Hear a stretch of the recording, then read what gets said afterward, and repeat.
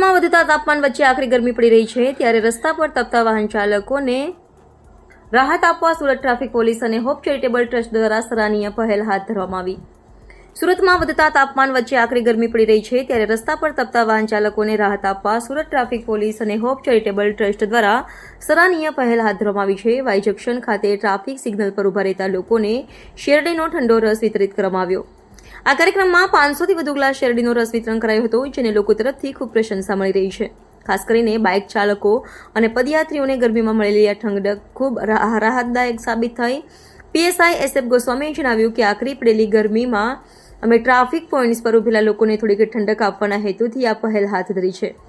Hope charitable trust સાથે મળી અમે શહેરના અન્ય વિસ્તારોમાં પણ આવું વિતરણ ચાલુ રાખીશું, જેથી લોકોમાં ડિહાઇડ્રેશનના કારણે થતા પ્રશ્નોને અટકાવી શકાય છે।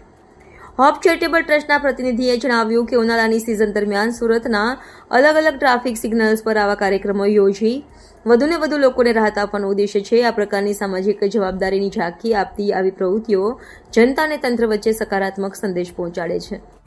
સુરત શહેરમાં હાલનું તાપમાન 39 થી 41 ડિગ્રી હોય અને 41 ડિગ્રી તાપમાનની વચ્ચે સુરત શહેર ટ્રાફિક પોલીસ અને હોપ ચેરિટેબલ ટ્રસ્ટના સંયુક્ત ઉપક્રમે જે પ્રજાને તાપમાં સિગ્નલ પર ઊભા રહેતા જે ગરમી લાગી રહી છે એમાંથી બચવા માટે અમે એમને એક રિફ્રેશમેન્ટ માટેનો પ્રયાસ કરેલ છે અને શેરડીના રસનું વિતરણ આ સંસ્થાના માધ્યમથી કરવામાં આવેલ છે।